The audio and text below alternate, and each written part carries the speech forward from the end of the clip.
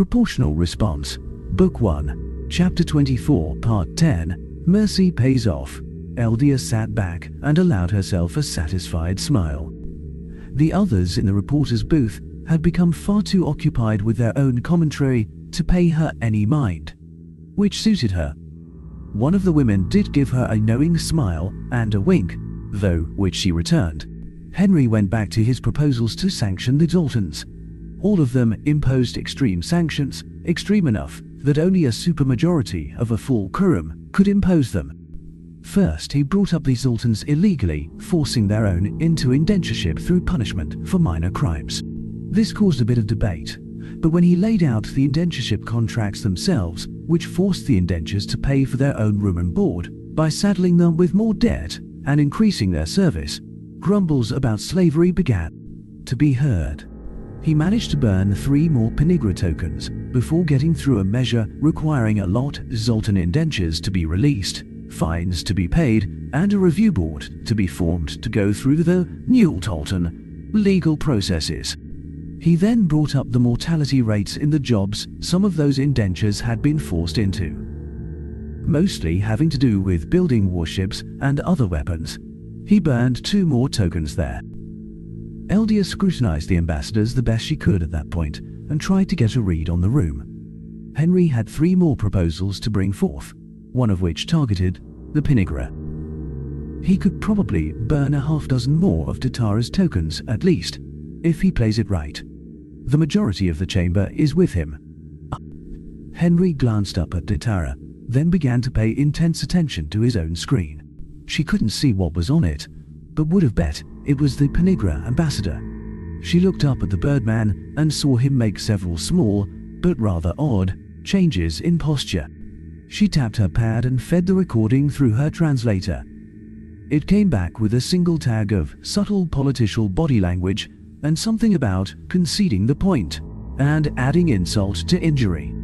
Henry stepped back a little from his screen and made a sweeping gesture. My friends, my fellow ambassadors, fellow guardians of the well-being of trillions of souls, thank you. This has been a day which, I think, history will remember.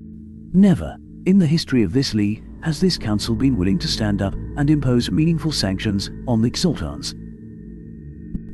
Eldia frowned. That is the closing speech. But she looked up at Datara and saw the man had sat down, legs crossed and hands folded over one knee. Her translator called it the pose of respectful defeat. Henry continued, telling everyone how proud he was to stand with people of such principle, etc., etc., and so on. It was, essentially, the speech she'd written, but he added a certain flair here or there. She watched as the ambassadors in the chamber sat, or stood, a little straighter, each posture displaying a sense of pride and accomplishment in their own way.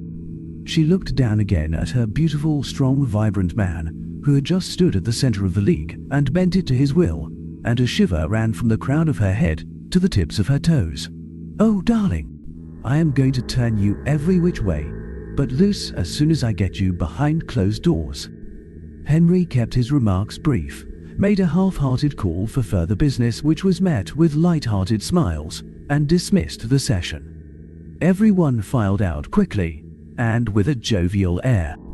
The reporters who had been so hostile to her seemed to have realized she'd had a part to play in what had happened, and all eyed her with a mix of fear and respect.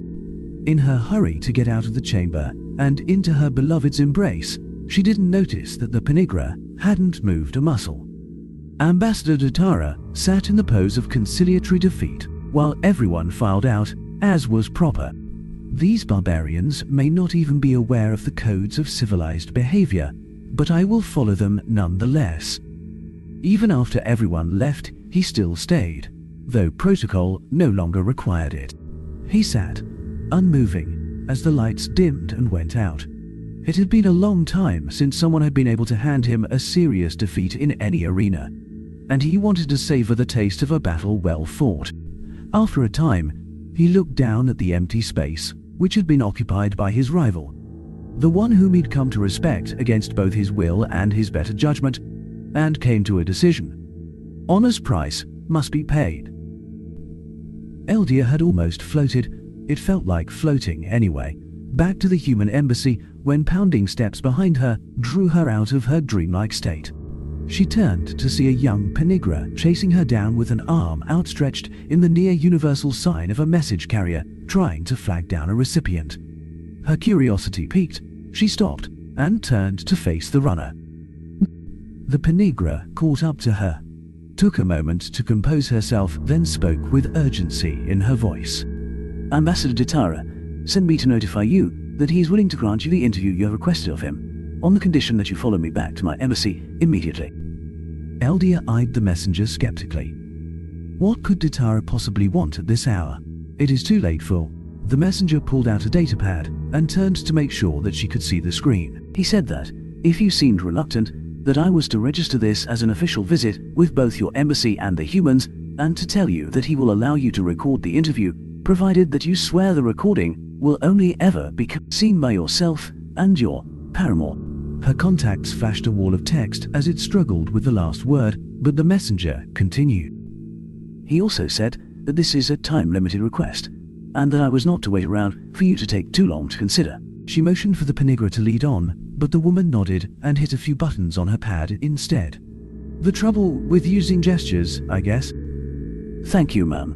I have registered your visit as instructed. Now, if you would care to follow me." The walk took very little time, and the messenger made some sort of noises about acting above her station when Eldia tried to engage her in conversation. She wasn't sure which of them the woman intended to refer to, and decided it best not to ask.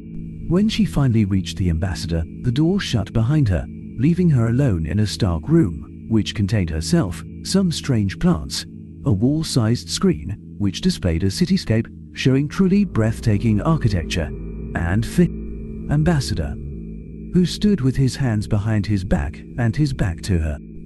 He sighed slowly, bowed his head a little, then spoke without so much as a glance over his shoulder.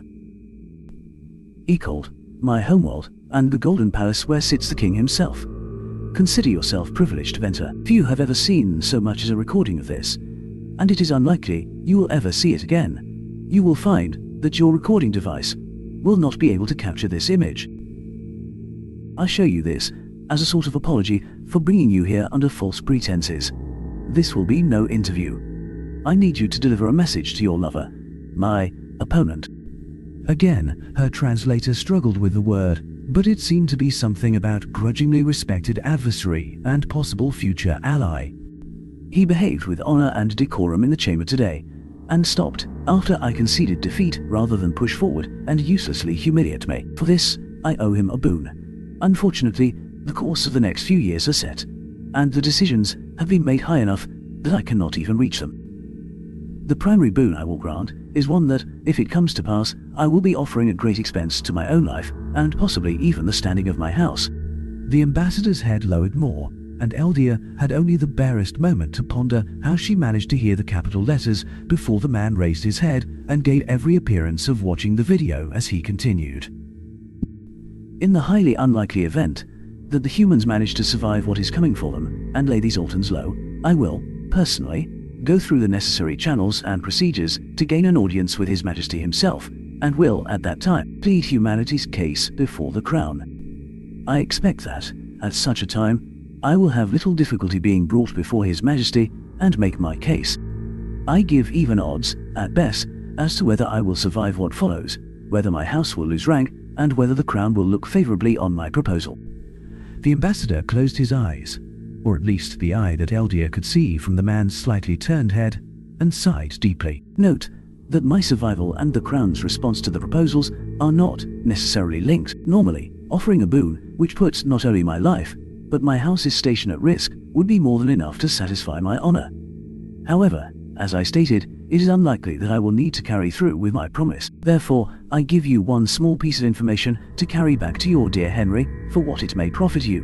The Crown has made an immutable decree that no Penigra may, under their own individual auspices or under orders from any superior, in any way directly participate in combat, nor order others to participate in combat, related to this little war of yours, as long as neither side attacks us, or attempts to cheat the rules of the Council too heavily.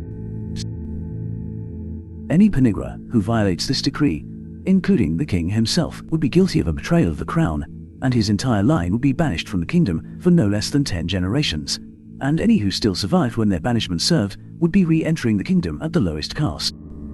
The Crown has made his plans to give the Altans all of the aid he, in his infinite wisdom, feels they deserve. If they cannot achieve victory over your primitive humans with that aid, then he feels they lack the strength to do what we need. What sort of plan His Majesty has in place to ensure the sanctity of our society in the unlikely event the Sultans fail, I do not know. Such weighty questions are above my station. But I have begun to ramble on, and I am sure you are eager to return to your chosen partner. Again, good woman Eldia Jorinso Pensa, I apologize for bringing you here under false pretenses, but I hope you will agree my reasons were sufficient. Good eve to you. With that, the ambassador turned his head fully away from her and stared at the image of his capital. The man stood rock still as the image moved before him. Eldia watched the traffic on the ground and in the air move about the image for a moment and seethed. "Ah, arrogant bastard, speaks to me with his back turned and addresses me as if both I and the man who just trounced him are something he wants to wipe off his boot. Still, he has offered a lot." Knowing that she felt a feather make the barest contact with her arm and turned to see what appeared to be an old, stooped female penigra gesturing politely, but with firm urgency, for her to follow. They did not speak as she was shown out, and she found she'd begun winding herself up to more and greater anger. It took half the walk between embassies for her to decide that this just wouldn't do, so she pulled up some of the highlights from the news coverage of Henry's performance that day. By the time she reached his apartments, she'd decided the Penigra's messages could wait until morning.